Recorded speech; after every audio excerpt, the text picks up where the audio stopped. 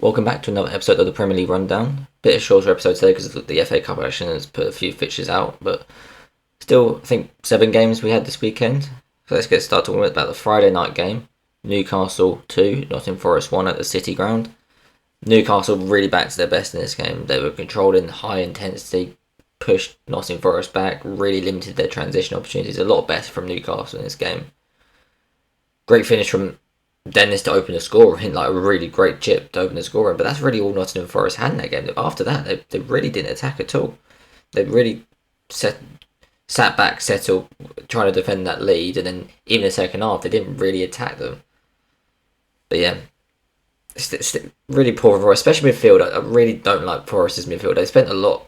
They haven't spent a lot, but they have spent. They spent a lot of money, but they've also got a lot of players in midfield. But I feel like the recruitment's just been so bad that you've signed all these players and you're playing Ryan Yates and John Joe Shelby in midfield. It doesn't make sense. And John Joe Shelby is so bad.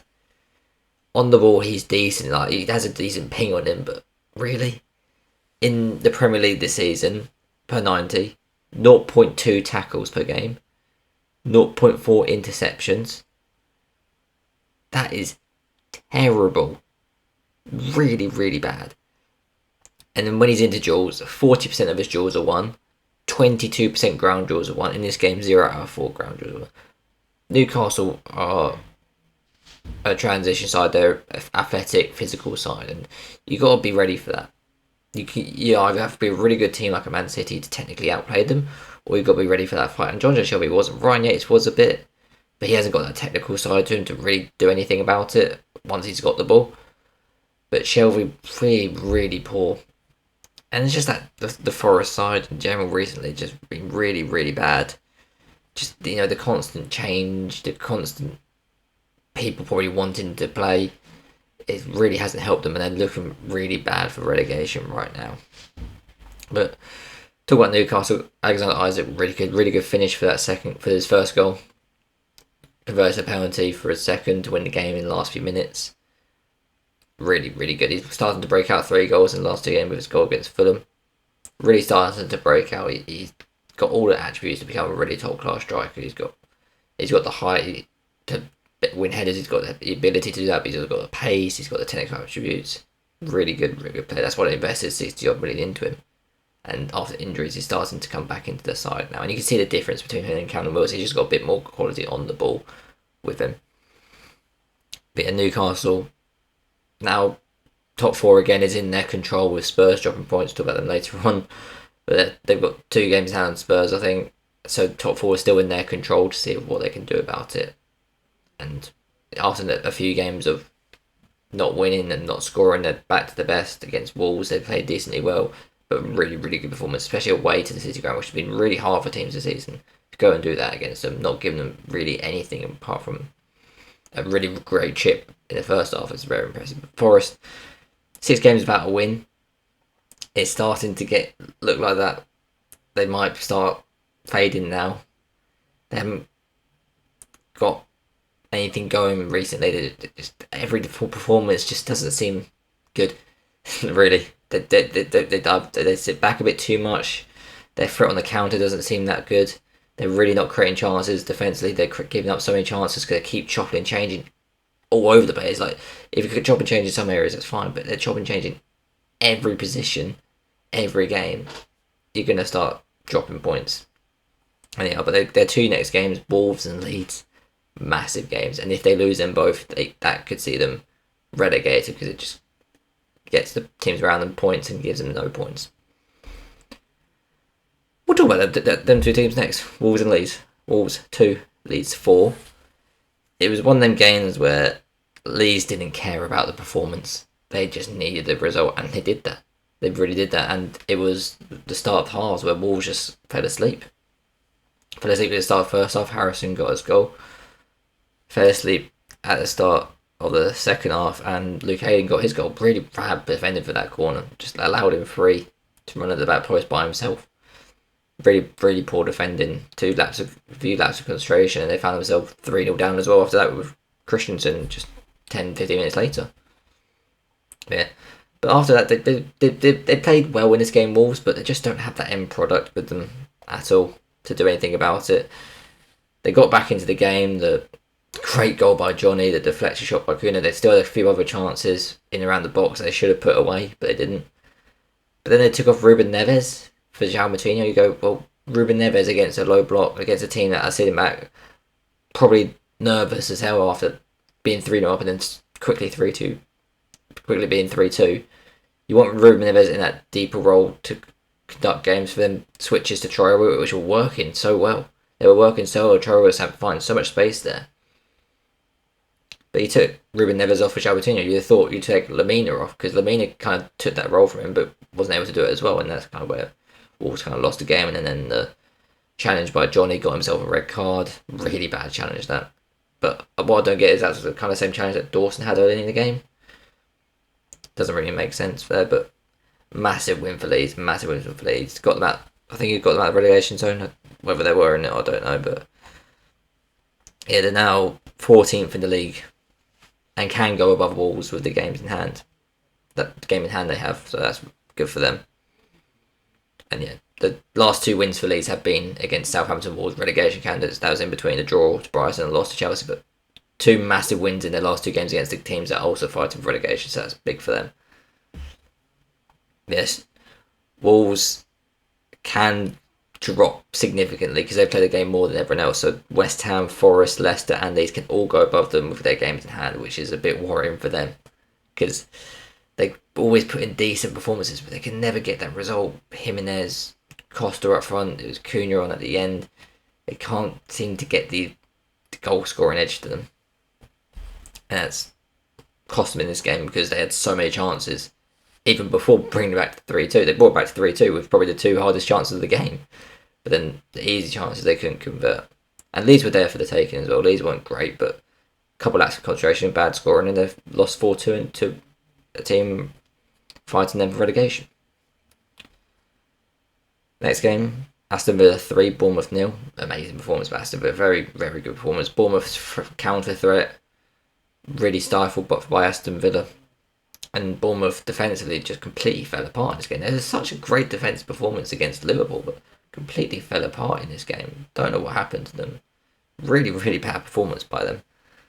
Just so many chances, so many big chances as well that they gave away. Really bad. Like the Douglas Luiz one just in the box by himself. The Jacob Ramsey one just quick, easily past defender. Very easy chances. Buendia from a header from a corner. Like, come on. You got to be better than that. And they just weren't at the races for this game. But Villa have been really good recently after a few struggling performances. 4 games undefeated now. 3 wins, a draw, 3 clean sheets, 7 goals scored. That was after a run of I think it was 11 goals conceded in 3 games. So 3 clean sheets in 4 games is a much improvement even against sides lower down the league. And for the rest of the season, it gets harder for Aston Villa. Only playing 2 teams behind them for the rest of the season. That's hard for them. But yeah, they're not. But the good thing for Aston Villa, they're not looking down at them. I think how many points clear of Crystal Palace behind them? They're 11 points clear of Palace behind them, so they can't unless they completely capitulate. And every other team, which is very unlikely to go above them, they're fine. They're absolutely fine.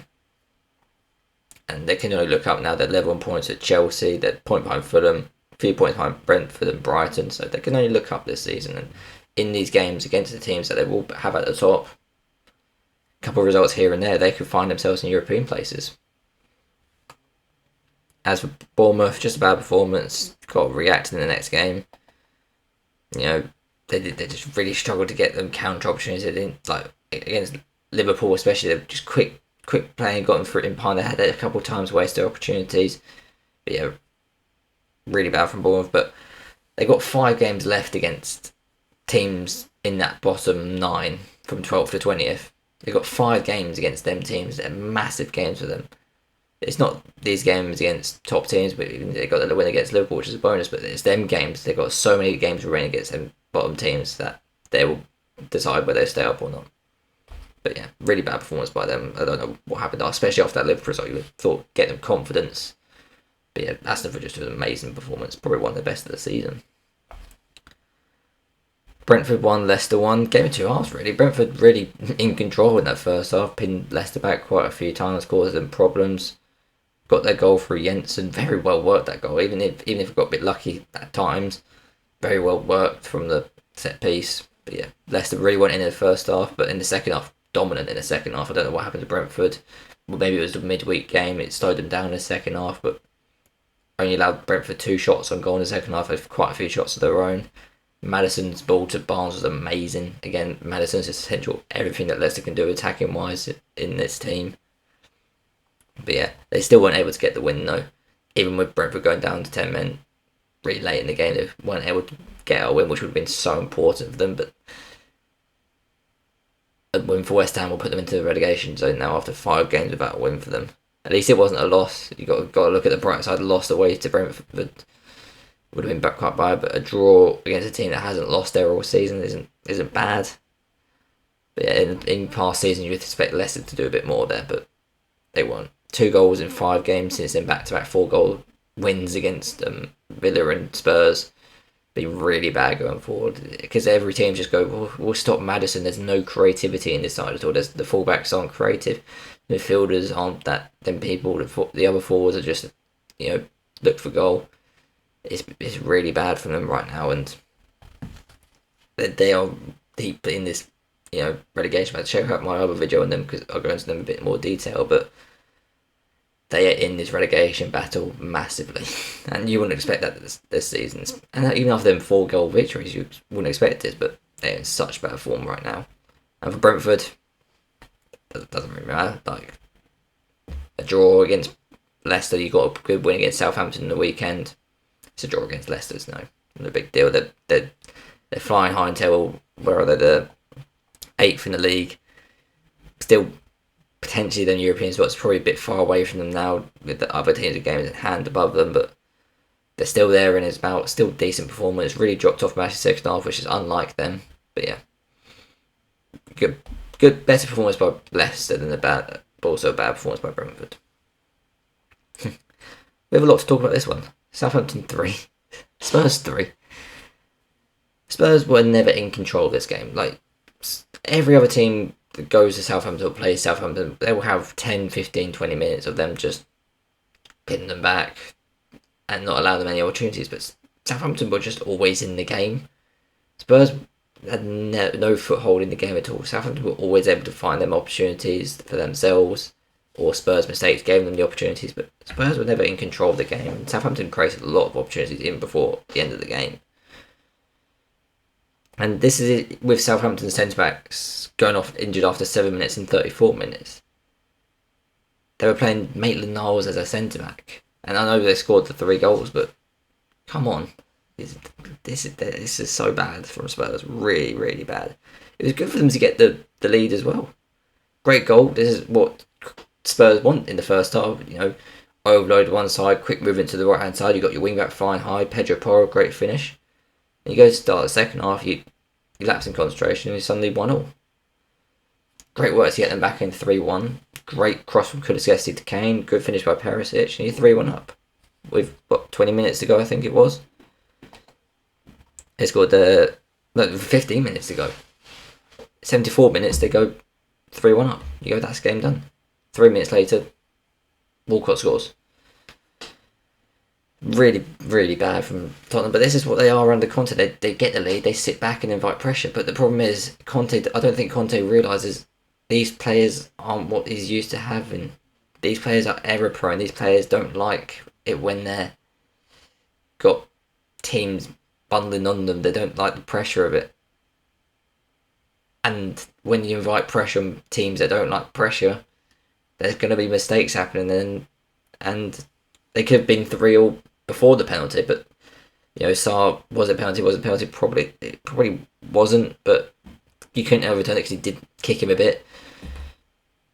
But you invite pressure on players that don't want the pressure, and that's got where Conte has to adapt with this team, and he's not adapting.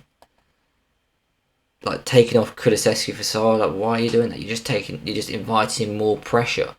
It doesn't make sense. I understand taking off Porro for Emerson, but taking off Kulusevski, a player that can play you out of pressure, can hold the ball, but taking off Sarr doesn't make sense. And his fiery outburst after the game, he is right. He is right. about what he's saying. Like, I'm not excusing the players. Like, they don't like the pressure. I'm not saying it's a good thing. I'm saying Conte has to adapt with that. But he is right about the club and and the way Levy's run the club. It's not built for winning on the football pitch. But he's also got to take some blame for that as well, because he had them last season playing away, but this season he hasn't been able to. So is it him or is it them? It's a bit of both. He seems to feel like he's above this situation for some reason. He seems to make Spurs fans feel they should be thankful for him. That the fact he's here is such like a charity case for them. But why? Like, just get them playing good football, but they're playing really bad football. And yeah, in the starting 11 today, he signed 4 of them 11 players. Kulusevski off the bench, he signed. Bentancur, who's injured, he signed. And the other players like Kane and Son, like, okay, yeah, you probably sign them if you could. So what are you moaning at? Like, Davis went off injured for Perisic, who he signed.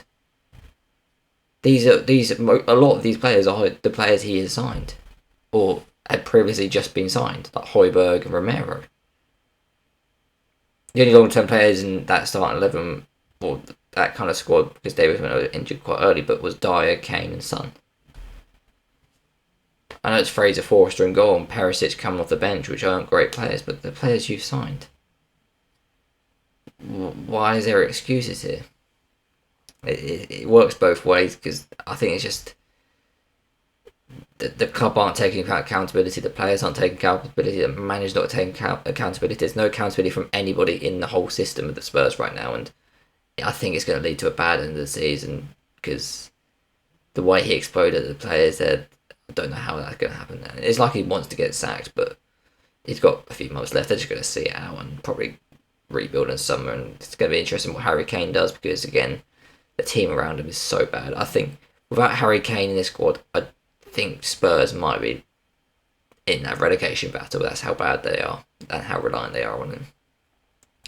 But let's move over to Southampton. A massive point for them. In games against away to Chelsea, away to Man United, and they probably should have won. They've been that upper man for so long, and at home to Spurs, 5 points in them 3 games. Amazing for them. Really good. I know they dropped points to Leeds, but the beat set Leicester as well. Sayers is doing a really good job of keeping them in it. They're still bossing them at the table, which is not great for them. But their end is about, like, when he came in, they were, I think, 5 points away or something like that. But he's keeping the teams above them do have games in hand, but he's keeping their own balance of winning the games they shouldn't be, game points for games they shouldn't be game points, and they are probably the worst team along with Bournemouth in the league in terms of talent, so there is a limit to what you can do, but they're getting results, and James Ward-Prowse and Lavia, amazing this game. Lavia, that ball into Theo Walcott to assist Adams, amazing. If they go down, he's going to be the hottest person on the market if he goes down along with James Ward-Prowse. Amazing point for them. Move on to another team that collapsed against a relegation contender, Chelsea, and Everton drawing 2-2. Just like Chelsea, their performances are improving. I think since they switched to 3 at the back, they've been undefeated, and their performances are improving. But again, because of all the new players, the new manager, the new system, and the players not knowing each other, they can't do it for long. They did it for about 55 minutes in this game. They were 1-0 up. They got through João Felix, but after that, they really lost control of the game. Kind of lost their heads. They made it a physical battle, which Everton want. Their midfielder, Decore, Onana, Gay, they want to make it physicality, they want to make it end to end, not make it about technical ability, and they did that at the end. But first parts of the game, Chelsea were really good. Stifled Everton completely. James and Chilwell on the wing backs were really good. Getting them high and wide is so important. That's why Thomas Tuchel played to the back, because they are so good at that. And Chelsea were really good. Enzo Fernandez was put in the strings. Felix got a great goal from him. They were really good up until that point, but really bad after that. Substitutions were a bit baffling, to be honest. Taking off João Felix, taking off Fofana, taking off Kovacic. It doesn't really make sense. You're taking off your best ball players to keep any ball retention in the game. You kind of, again, moving it into a style that Everton want, bring on Loftus-Cheek, bring on Conor Gallagher. You're kind of making it into a game that Everton want, a more physical game, and it's physicality in it that Everton won the game because Sims completely bypassed Koulibaly with his goal. Really, really good to get past him. Poor from Koulibaly as well. Poor from Kepa to save the shot, but really good by Sims, and a massive point away for Everton. A massive, massive point, because what was away to Chelsea, isn't it? You don't expect a point. And away from home, they've been really bad recently. But yeah, that's 3 games unbeaten for Everton now, conceding 4 games in back to 4 goals in 2 away games, but still getting 2 points from it against Forest and Chelsea. Very good for them, because attacking under Dyche has been really good. Really, really good. They keep creating chances. It might not be the most stylish thing, but they got us. They know what they're doing. They got the style. They know how to implement it, and they're getting it done. Really good from them. They're out of the relegation zone. 2 points above the relegation zone without a striker. He's doing this without a striker. He's playing Damari Gray up there. He's bringing on Sims, who's from their recall from the Championship. He's not great. They've got Mopai on the bench. Calvert-Lewin's nowhere to be seen. They're doing it without a striker, which is very impressive. It's such a quick turnaround for Dyche, and he just knows how to get the job done, and that's what's needed at this stage of the season. But again, chance for Chelsea to capitalise on other teams, Brentford dropping points around them, but they weren't able to do it, and Aston Villa have gained points on them. They're level on points with them now. Really bad from Chelsea, really bad. Arsenal 4, Crystal Palace 1. Not much to talk about here, straightforward for Arsenal. Bukayo Saka, really good, 2 goals and an assist.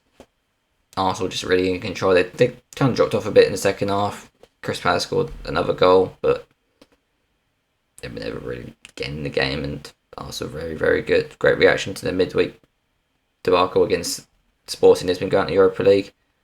Again, another showcasing that they got some fight in them.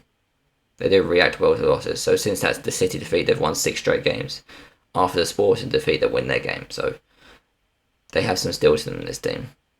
And yeah, now they're 5 points clear at the top table, and they look good again. And they saved some legs in the second half. They didn't really do much in the second half, but they didn't need to, because Palace were just that bad, and makes that Vieira sacking before this game even more stupid. Like, what?